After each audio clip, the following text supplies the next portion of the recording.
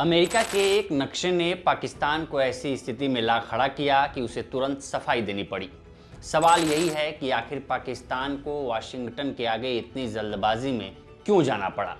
मामला उस समय शुरू हुआ जब अमेरिकी ट्रेड रिप्रेजेंटेटिव के दफ्तर ने एक मैप जारी किया।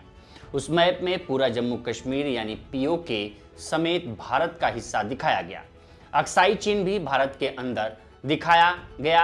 ये वही इलाका है जिसे लेकर पाकिस्तान दशकों से अंतर्राष्ट्रीय मंचों पर अपनी अलग अलग कहानी सुनाता रहा है।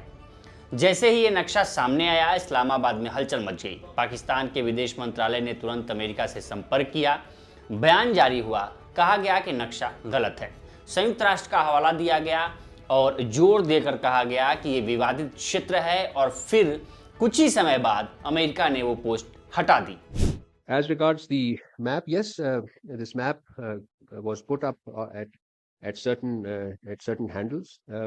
We contacted the U.S. authorities. They realized that this map was illegal.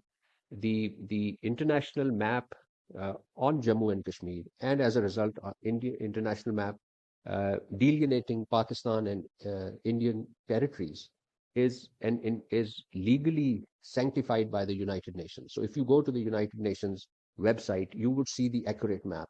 And we note with satisfaction that the US side made the requisite correction to highlight the legal UN sanctioned map of this of our region, which clearly delineates Jammu and Kashmir as a disputed territory whose settlement is to be done through a UN administered plebiscite under the in accordance with the UN Security Council resolution. अब सीधा सवाल उठता है कि अगर पाकिस्तान अपने दावे को लेकर इतना आश्वस्त है तो उसे इतनी बेचैनी क्यों हुई।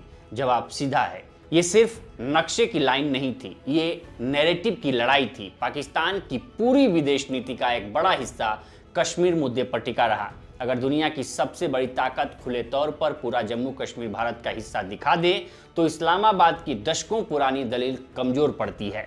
दूसरी बात, यह समय भी अहम है। भारत और अमेरिका के रिश्ते तेजी से मजबूत हो रहे हैं। नया ट्रेड फ्रेमवर्क सामने आया है, रणनीतिक साझेदारी गहरी हो रही है।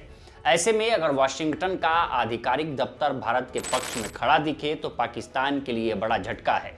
इसलिए उसने तुरंत प्रतिक्रिया दी। देरी का मतलब होता कि संदेश दुनिया भर में और मजबूत हो जाता। तीसरी बात यह है कि पाकिस्तान की विदेश नीति अक्सर ताकतवर देशों के इशारों के आसपास घूमती रही है। कभी अमेरिका, कभी चीन, कभी किसी और धुरी के साथ संतुलन साधने की कोशिश। ऐसे में अमेरिका के मन से आया ये नक्शा सिर्फ तकनीकी गलती नहीं बल्कि रणनीतिक संकेत भी माना जा सकता था। इसलिए इस्लामाबाद ने जोखिम नहीं लिया। दिलचस्प बात यह है कि उसी समय पाकिस्तान के रक्षा मंत्री संसद में अमेरिका पर बहस कर रहे थे।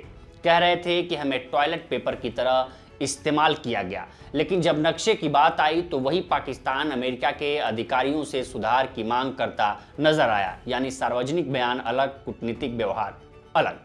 असल में ये गिड़गिड़ाना नहीं तो और क्या है। एक तरफ मंच से नाराजगी, दूसरे तरफ तुरंत संपर्क और सफाई। इससे ये साफ दिखता है कि पाकिस्तान अभी भी अमेरिका की प्रतिक्रिया को गंभीरता से लेता है, क्योंकि उसे पता है कि वैश्विक राय किस दिशा में जा रही है। कुल मिलाकर सार ये है कि यह सिर्फ एक मैप नहीं था, ये ताकत, मान्यता और वैश्विक समर्थन का सवाल था। पाकिस्तान इसलिए बेचैन हुआ क्योंकि उसे डर था कि कहीं ये बदलाव स्थायी संकेत न बन जाए और अंतर्राष्ट्रीय मंच पर उसकी जमीन और कमजोर न पड़ जाए। इससे पहले पाकिस्तान के रक्षा मंत्री ख्वाजा आसिफ ने नेशनल असेंबली में अमेरिका पर सीधा हमला बोला। उन्होंने कहा कि अफगानिस्तान में अमेरिकी हित पूरे करने के बाद पाकिस्तान को टॉयलेट पेपर की तरह इस्तेमाल कर फेंक दिया गया। ये बयान उन्होंने उस समय दिया जब इस्लामाबाद की एक शिया मस्जिद में आत्मघाती हमला हुआ था। हमले में 31 लोग मारे गए थे और 169 से ज़्यादा लोग घायल हुए थे। इस्लामिक स्टेट ने जिम्मेदारी ली थी। राजधानी में गुस्सा था, जनाजों में भारी भीड़ थी और लोग जवाब मांग रहे थे। ऐसे माहौल में आसिफ ने कहा कि पाकिस्तान बार बार उन जंगों में कूदा जो उसकी अपनी नहीं थी। आसिफ ने माना कि आज पाकिस्तान में जो आतंकवाद है वो अतीत की गलतियों का नतीजा है।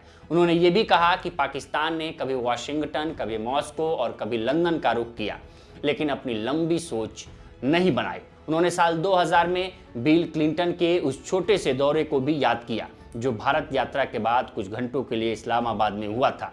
उनके मुताबिक वहीं से साफ हो गया था कि रिश्ता बराबरी का नहीं, लेन देन वाला हो चुका है। तो फिलहाल इस स्टोरी में इतना ही। इस पर आपकी क्या राय है हमें कमेंट कर सेक्शन में जरूर बताएं। बाकी देश दुनिया की तमाम खबरों के लिए बने रहे लोकमत हिंदी के साथ। नमस्कार।